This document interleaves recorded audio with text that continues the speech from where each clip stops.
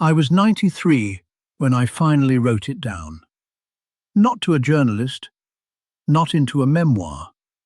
I had given those away for years.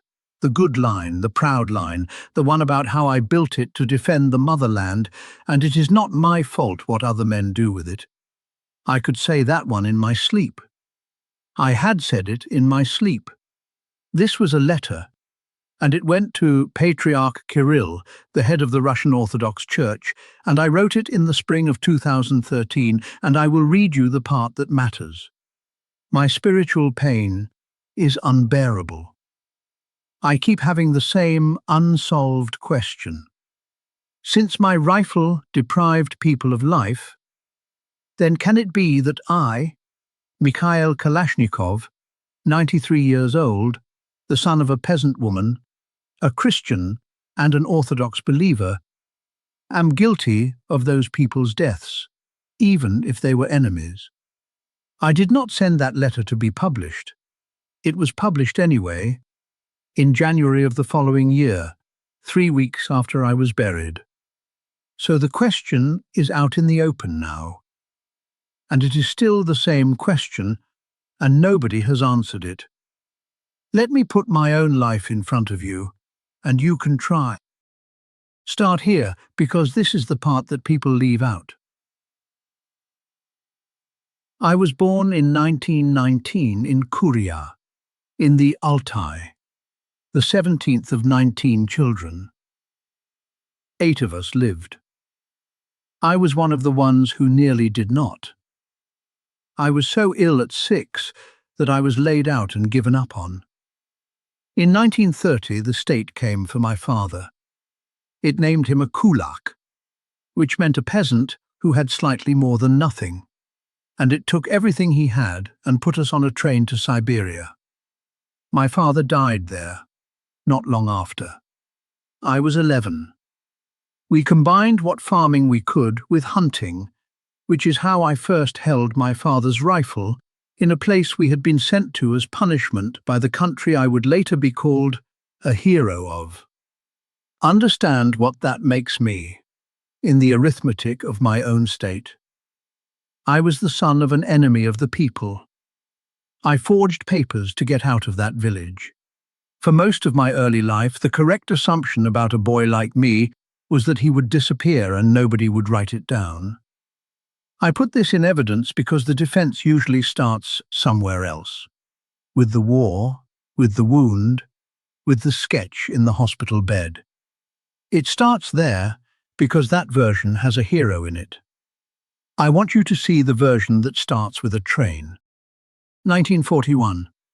I was a tank commander. At Bryansk, a shell came through and took my left shoulder, and I walked out.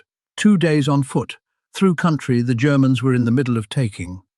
In the hospital I could not sleep and could not use the arm, and the man in the next bed asked a question that I have never been able to put down. He asked why our soldiers had one rifle between 2 or 3 men when the Germans each had an automatic. That is the whole of it. That is the origin. Not a doctrine, not an order from above, not a plan for a century of war. A wounded man in a bed asking why the other side had more, and another wounded man deciding to answer him. I began sketching there. It took years, and it took a competition, and it took a team. Anyone who tells you one man in a hospital bed drew the finished thing has told you a fairy tale, and I have spent decades trying to get people to stop repeating it. 1947 is the year attached to my name. It was not a lonely act of genius. It was a design bureau and a trial and a great deal of other people's work.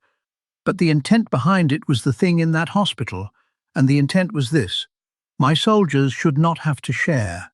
If you are building the case for me, this is your best exhibit, a defensive weapon for a country that had just lost 27 million people, designed by a man who had been shot in it. Hold on to that. I am about to take it away from you. Because intent is a thing you have at the beginning, and it does not travel.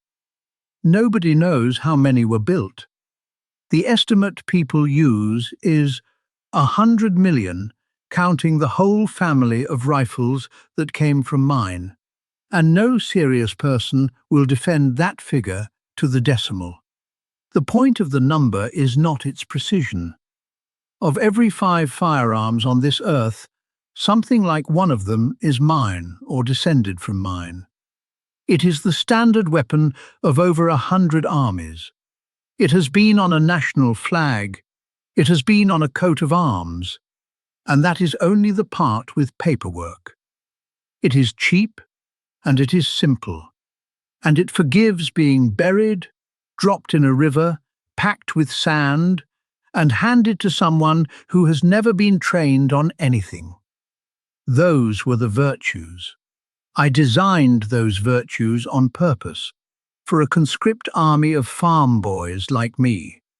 The same virtues are the reason it ended up in the hands of a 12-year-old in a war I could not find on a map. I did not choose that. But I chose every one of the properties that made it possible, and I chose them because they were good engineering. And they were good engineering, and here we are. That is the case against me, and it does not require anyone to prove I meant harm. It only requires that I was very good at my job. There is a worse exhibit, and it is not the rifle. It is my mouth.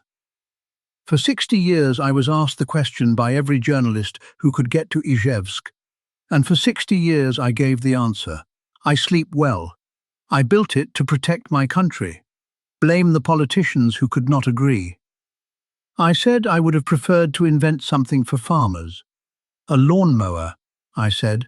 That was the line, and it always landed, and I used it again and again, because it let me sound sorry without being sorry. I meant it. I also used it. Both of those are true, and I am not going to pretend the second one away. Then, in 2013, I sat down and wrote privately to a priest that my spiritual pain was unbearable. So which of those men was telling the truth? I would like to tell you it was the second.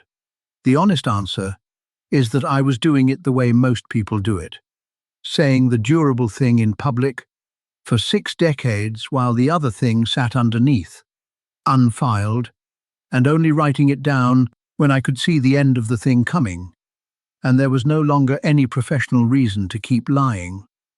93 is a late age to open a file. The church answered me. The reply has never been published. What the Patriarch's spokesman said afterwards was that Kirill had written back with comfort and had told me that I was an example of patriotism and of the right attitude toward my country. Read that again, because I have. I asked whether I was guilty of the deaths of men, and I was told that I was a good patriot. I do not say that bitterly. He was kind to an old man who was frightened, and kindness was probably the correct thing to give me, and I do not know what else there was to say. But it is not an answer to what I asked. It is an answer to a different, easier question, and I think it was easier for both of us. So I died in December of that year without one. Here is what I have instead of an answer. I know what I intended. I know what was made. I know those two things do not match. And I know that nothing I did after 1947 could reach back and change the second one.